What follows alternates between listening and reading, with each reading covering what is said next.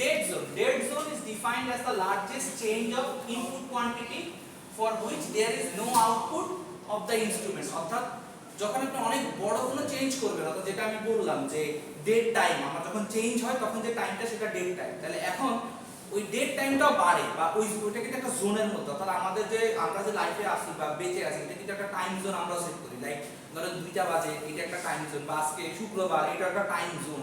তো এখানে কিন্তু জোনও আছে, টাইমও আছে, ঠিক আছে? অর্থাৎ দুপুর সকাল, যে এটা হলো জোন, আর টাইমটা হলো আপনার কয়টা বাজে। তো সেম জিনিস এখানে ডেড জোন, ডেড টাইমের সাথে হলো ডেড জোন। এটা হলো largest change of input quantity, অর্থাৎ যখন অনেক বড় চেঞ্জ হয় ইনপুটে তখন আমার ডেড জোনটা চলে আসে, এছাড়া ডেড জোনটা তখন আসে না, ঠিক আছে? So it is basically the range of input value of which output is zero, অর্থাৎ আউটপুটে কিছুই পাবেন আপনি, জিরো, ঠিক আছে? তো Z zone is also known as dead band or dead space for neutral zone, ঠিক আছে? তারপরে এই যে এখানে একটা एग्जांपल দেয়া হয়েছে যে এটাই হলো ডেড জোন, অর্থাৎ আপনি যখন চেঞ্জ করবেন ইনপুট আর আউটপুটের মধ্যে এই যে এরিয়াটা, এখানে কোনো আউটপুট নাই, কিন্তু জিরো, অর্থাৎ এদিকেও জিরো এদিকেও জিরো, তাহলে এটাই হলো আপনার ডেড ব্যান্ড, ঠিক আছে? এটা হলো ড্রিফট। এখন ড্রিফটটা কি? It measures the variation in the output that is not caused by a variation in input, অর্থাৎ এটা আউটপুটের যে ভ্যারিয়েশন, অর্থাৎ আমার আউটপুটটা কি সেম আসতেছে না, অর্থাৎ আমার যেটা ডিজায়ার্ড আউটপুট, আমি যেটা চাই, অর্থাৎ আমার দরকার হলো এখানে 10 কেজি বা 15 কেজি বা 15 সেন্টিমিটার দরকার, মাপলে আমার তো প্রয়োজন যে এই মেশিনটা আমাকে মাপতে হবে, এটা 15 সেন্টিমিটার হইতেই হবে, কিন্তু আমার আসতেছে না, কারণ হচ্ছে কি আমার মেশিনে কোনো একটা সমস্যা, মানে আমার আসতেছে না, ঠিক আছে? তো যদি না আসে তাহলে এটা হলো আউটপুটে ভ্যারিয়েশন হচ্ছে, কিন্তু এখানে কিন্তু ইনপুটের কোনো রিলেশন নাই। তো এইজন্য বলা হয়েছে it measures the variation in the output that is caused by a variation in input, অর্থাৎ ইনপুটে যখন আপনি কোনো চেঞ্জ করবেন তখনই কিন্তু আউটপুটে চেঞ্জটা হচ্ছে, ঠিক আছে? তো nearly all measuring instrument will experience the drift during the life time, অর্থাৎ একটা মেশিনের লাইফ টাইমে সে সব সময় ড্রিফট সে ফেস করবে। ড্রিফটটা হলো যে ইনপুটে কোনো কিছু চেঞ্জ করলে আউটপুটে চেঞ্জ হবে, এটাই হলো সুতরাং বাংলা কথা ড্রিফট। এখন no drift is present when the measured value is equal to the calibrated value। ওই যে বলছিলাম যে ক্যালিব্রেশন, অর্থাৎ ক্যালিব্রেশন আপনার করা লাগে, নাইলে আপনি মানটা ভালো পাবেন না, অর্থাৎ আপনার ডিজায়ার্ড রেজাল্টটা পাবেন না। তো ক্যালিব্রেশন যদি ভ্যালুটা সেম হয়, ক্যালিব্রেটেড ভ্যালু আর যদি মেজার্ড ভ্যালু সেম হয়, তখন কোনো ড্রিফট থাকে না, অর্থাৎ তখন ইনপুটের কারণে আউটপুটে কোনো চেঞ্জ আসে না, ঠিক আছে? জিরো ড্রিফট, এখন হলো zero drift. So zero or offset drift is consistent shift across all the measured value. As the name implies, a change in the zero value is responsible for this type of drift to occur. তো এখন এখানে আপনি যদি ছবিটা দেখেন, zero drift যেটা বলতেছে যে এটা একটা কনসিস্টেন্ট শিফট, অর্থাৎ অলরেডি সে একটা শিফট ধরেই নিয়েছে যে আমার প্রত্যেকটা ভ্যালুতে ধরেন 5 করে শিফট হবে, অর্থাৎ এখানে এই গ্যাপটা হলো 5 বা 2 ধরে নেন। তো যখনই আপনি যাই মেজার করেন না কেন এই ইনপুটের এগেইনস্টে প্রত্যেক সময় আপনি কিন্তু এই 5 এর ডিফারেন্সটা পাবেন, স্টেপ বাই স্টেপ। হ্যাঁ, আপনি 5 এর ডিফারেন্সটা পাইতেই থাকবেন, অর্থাৎ আপনার আউটপুট সবসময় সেম লাইনে যাবে, কিন্তু এই ডিফারেন্সটা কিন্তু 5 হবে। তো এইটাই হলো জিরো ড্রিফট, যে অফসেট, এই অফসেটটাকে বলা হয় জিরো ড্রিফট, ঠিক আছে? তাহলে স্প্যান, এখন দেখেন স্প্যান অর সেনসিটিভিটি ড্রিফট, এইটা আর এটা অলমোস্ট সেম, এখানে শুধু পার্থক্য হলো এটা প্রপোর্শনালি ইনক্রিজিং অর ডিক্রিজিং। এখন প্রপোর্শনালি কি, যেমন আমরা যদি দেখি তাহলে আমাদের 2 এর স্কয়ার করলে কত হয়? 2 square is equal to 4, 2 cube is equal to 8। তো তার মানে কি 4 8 এরকম করে করে বাড়তেছে, অর্থাৎ কি আমরা দেখতেছি যে প্রপোর্শনটা কি ডাবল, অর্থাৎ 4 এর ডাবল হলো 8, 8 এর ডাবল 16, রাইট? তো এটা একটা প্রপোর্শন, রাইট? তো এই স্প্যান বা সেনসিটিভিটি ড্রিফটে যেটা হয় এই প্রপোর্শনটা হয়, অর্থাৎ ওই যে যেটা বললাম যে 2 স্কয়ার বা 2 to the power 1 is equal to 2, তো ওই পরিমাণ একটা গ্যাপ ক্রিয়েট হয়, যেটা হলো একটা প্রপোর্শন মেইনটেইন করা, অর্থাৎ প্রত্যেকবার হয় ডাবল হবে, নাহলে 3 গুণ হবে, নাহলে 5 গুণ হবে, এরকম একটা প্রপোর্শন মেইনটেইন করে। তো যে জন্য এটা হলো স্প্যান ড্রিফট বা সেনসিটিভিটি ড্রিফট। যদি আমরা ডেফিনিশনটা পড়ি, span or sensitivity drift is a proportional increasing or decreasing shift to the measured value away from the calibrated value as the measured value increases or decreases। Measure value বাড়লে 2 গুণ বাড়তেছে, measure value কমলে 2 গুণ কমতেছে, সেটাই হলো proportional drift. তারপর হলো জোনাল ড্রিফট। এখন এই জোনাল ড্রিফটটা যদি ছবি দেখে বোঝা যায় তাইলেই হবে, আপনার এটা দেখার দরকার নেই, ডেফিনিশন আপনি পরীক্ষার জন্য পড়বেন। জোনাল ড্রিফট মানে কি, একটা স্পেসিফিক জোনে গিয়ে ড্রিফট হবে।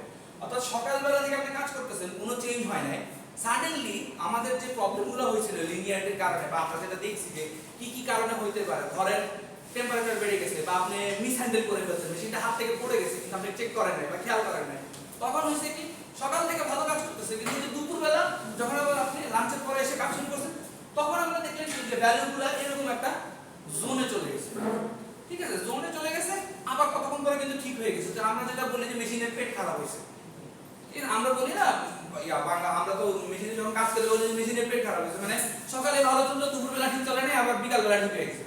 এইটাই হলো জোনাল ড্রিফট। এই মেশিনের পেট খারাপ, এই জোনটাই হলো জোনাল ড্রিফট।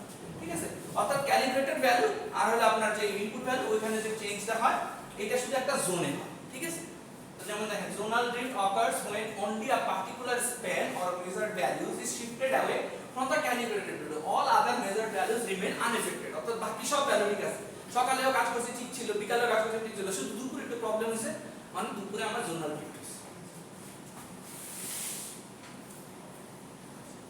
এরপরে হলো short term drift।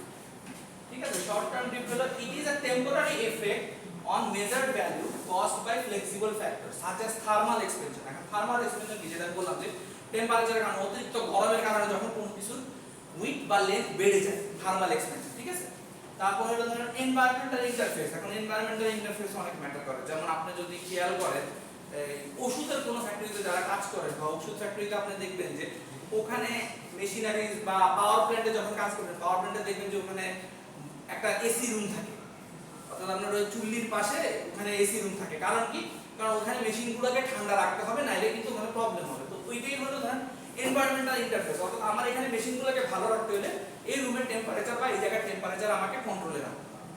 ঠিক আছে, এন্ড ভাইব্রেশন। এই ভাইব্রেশন জিনিসটা খুবই খারাপ মেশিনের ক্ষেত্রে, কারণ ভাইব্রেশন যদি হয় আপনার মেশিন কিন্তু নষ্ট হয়ে যায়। তো এই ভাইব্রেশনটাও, অর্থাৎ ঝাঁকুনি বা ভাইব্রেশন যেটা আপনারা বুঝেন, এই ভাইব্রেশনটা আপনাকে কন্ট্রোল করতে হবে। সেটা হলো শর্ট টার্ম ড্রিফট। অর্থাৎ যদি আপনার মেশিনে ভাইব্রেশন থাকে তখন আপনি বুঝবেন যে ওখানে কোনো ড্রিফট হয়েছে, শর্ট টার্ম ড্রিফট হয়েছে, আপনাকে সেটা চেক করতে হবে। তারপর হলো লং টার্ম ড্রিফট। ঠিক আছে, it is typically caused by regular wear or tear or other naturally occurring damage. Long term drift typically requires an adjustment to return measurement to the correct values. Since long term drift is typically develops a consistent rate, it can be predicted or corrected before instrument move outside of tolerance. Long term drift হলো যেটা বললো যে মেশিনের কোনো কিছু ছিঁড়ে গেলে, অর্থাৎ ভিতরে ইন্টারনাল কম্পোনেন্ট বা কোনো কিছু যদি ছিঁড়ে যায় বা কোনো কিছু যদি ভেঙে যায় বা কিছু হয়, তখন লং টার্ম ড্রিফট আসে। লং টার্ম ড্রিফটটা আপনি ইজিলি দেখতে পারবেন, শর্ট টার্মটা দেখতে পারবেন। শর্ট টার্মটা আপনাকে বুঝতে হবে, বাট লং টার্মটা আপনি ইজিলি বুঝতে পারবেন যখন আপনি কাজ শুরু করবেন। তো এই জন্য যেটা বলছে যে corrected before instrument move outside of tolerance, অর্থাৎ টলারেন্স লেভেলের বাইরে যাওয়ার আগেই আপনাকে সেটা ঠিক করে ফেলতে হবে। How to manage drift.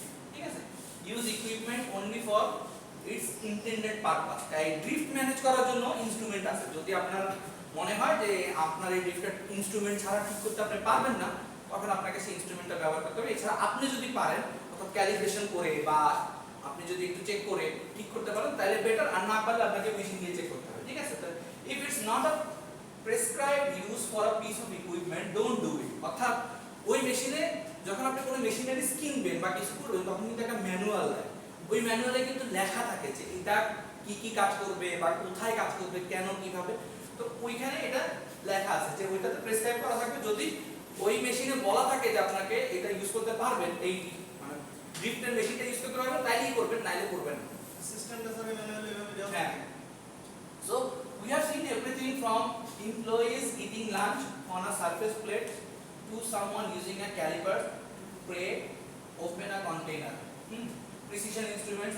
হ্যাঁ, এখানে একটা एग्जांपल দেয়া হয়েছে। ঠিক আছে, একটা উদাহরণ দেয়া হয়েছে। উদাহরণ হচ্ছে যে এটা যদি আমি বাংলা বলি, উদাহরণটা হলো যে কিছু লোক দুপুরবেলা লাঞ্চে বসছে। এখন লাঞ্চে বসার পরে যে স্লাইড ক্যালিপার তো চিনেন আপনারা, ফিজিক্সে দেখছেন। তো এখন স্লাইড ক্যালিপার সামনে ছিল বা এরকম স্লাইড ক্যালিপারের মতো কোনো একটা জিনিস ছিল, তো সে তার লাঞ্চ বক্সটা খুলতেছিল না। নরমালি আমরা কিন্তু চামচ বা কিছু ইউজ করি, সে কি করছে ওই স্লাইড ক্যালিপারটা দিয়ে খুলছে। তো আলটিমেটলি কি, ওই স্লাইড ক্যালিপারটা দিয়ে খুললে পরবর্তীতে যখন ওই স্লাইড ক্যালিপার আপনি কোনো কিছু মাপার জন্য ইউজ করবেন তখন কিন্তু প্রবলেম ফেস হবে, রাইট? ওই কথাটাই এখানে বলছে যে এইরকম কাজ কখনো করবেন। ঠিক আছে, এবারে use equipment only within it's approved ranges. আমি বললাম না যে ওই ম্যানুয়ালের মধ্যে রেঞ্জ লেখা থাকবে, ওই রেঞ্জ যখন থাকবে যে আপনার ড্রিফটটা ওই রেঞ্জে আসছে তখনই আপনি ইউজ করবেন, নাইলে ইউজ করার প্রয়োজন নেই। ঠিক আছে? This issue is particularly common on scales and other equipments without a hard physical stop. Overloading, overextended or even running equipment close to its limit will cause drift to develop weaker and damage. অর্থাৎ এটা আস্তে আস্তে মেশিনটাকে নষ্ট করে দিবে, ঠিক আছে? Data equipment like যেমন ধরেন এটার एग्जांपल যেটা দিছে ওরা যে এই যে ইউজ ইকুইপমেন্ট, যেমন এই যে দেখেন treat a equipment like a glass, অর্থাৎ যে কোনো ইকুইপমেন্ট যখন আপনি ইউজ করবেন ওই ইকুইপমেন্টটাকে আপনি গ্লাসের মতো হ্যান্ডেল করবেন, অর্থাৎ খুব যত্ন সহকারে হ্যান্ডেল করবেন, ঠিক আছে? যাতে পড়ে গেলে ভেঙে না যায়। তারপর হলো keep equipment in a stable environment condition, অর্থাৎ একটা room temperature, mainly stable environment হলো রুম টেম্পারেচার, যেটা হলো 25 ডিগ্রি সেলসিয়াস। আর একটা প্রবাহের মধ্যে রাখতে হবে। হ্যাঁ, মানে একটা টেম্পারেচার আপনাকে মেইনটেইন করতে হবে, এটা খুব গরম আবার খুব ঠান্ডা যদি হয়ে যায়, মানে প্রতিদিন যদি গরম ঠান্ডা হতে থাকে রুমটা, তাহলে সমস্যা হবে।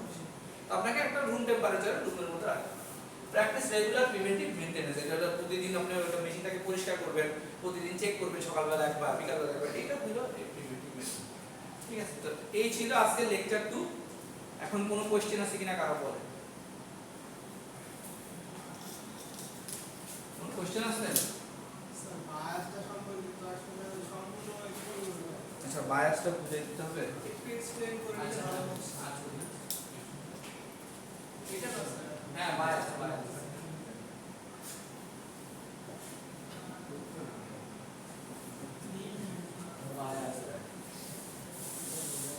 এই যে এটা না, হ্যাঁ, বায়াসের ডেফিনিশনটা দেখেন। আমি যেটা বলছি, বায়াস মানে হলো আপনি একজনের উপর অলরেডি মানে পার্সিয়ালিটি করতেছেন, যেটা আমরা বলি যে তুমি আমার সাথে পার্সিয়ালিটি করতেছো, অর্থাৎ তুমি ওরে ফেভার করতেছো, আমাকে করতেছো। তো আলটিমেটলি ওই বায়াস জিনিসটা রিয়েল লাইফের সাথে এখানে কিছু মিল আছে।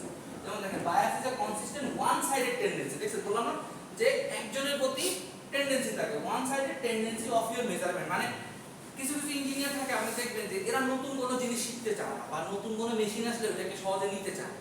এরা ইউজ টু হয়ে যায় আগের মেশিনটাই তো ভালো ছিল, কিন্তু এখন যুগের সাথে সাথে তাহলে ওই ইঞ্জিনিয়ারকে যদি আপনি জিজ্ঞেস করেন যে ভাই আপনি নতুন মোবাইল কেন কিনছেন, সেটা কিন্তু সে উত্তর দিবে না। সে তখন বলবে যে আমার কাছে ভালো লাগছে এই সেই। কিন্তু মেশিনের ক্ষেত্রে কিন্তু সে বলবে না আমার এটা ভালো, কিন্তু তারা যদি পুরান মোবাইল দেন সে কিন্তু ব্যবহার করবে। জিনিসটা ওরকম যে one sided tendency of measurement, মানে ওই ধরনের ইঞ্জিনিয়ারের যে টেন্ডেন্সিটা হয়ে যায়, সে বায়াস, মানে সে মেশিন নষ্ট হোক ভালো হোক ওই ইকুইপমেন্ট ওইটাই ব্যবহার করবে। যেটা ফলশ্রুতিতে আউটপুটে যেটা প্রবলেম হবে যে এই বায়াসের কারণে আপনার মেজারমেন্টগুলো রং আসবে। মেজারমেন্ট রং আসলে দেখা গেছে যে বিশাল বড় প্রবলেমে পড়বে। তো বায়াসটা হলো এই, ঠিক আছে? আচ্ছা, আপনারা একটু নাম আর আইডি নাম্বারটা একটু লিখে দেন। আমি অ্যাড্রেস শিটে এখনো সিন দিইনি, কারণ আমার এখনো ইন্টারনেট কানেকশন আসেনি।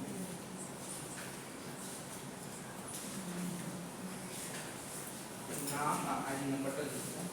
আর একটু বন্ধু বান্ধবের বইলে একটু ক্লাস করতে, আর বইলে যে আমি যেটা বললাম যে সত্যি কথা যদি অ্যাটেন্ডেন্স ভালো থাকে আর ধরেন কিছু একটা সি সেকশনে পরীক্ষা দেব আপনি ভাই দূরে হ্যাঁ না দূরে থাকে, এখন জীবন্ত বাস্তবতা তো মেনে নিতে হবে। দূরে থাকি আর কাছে থাকি, টাকাটা তো আমি দিছি না, ভার্সিটি তো আপনার কিছুই করে না।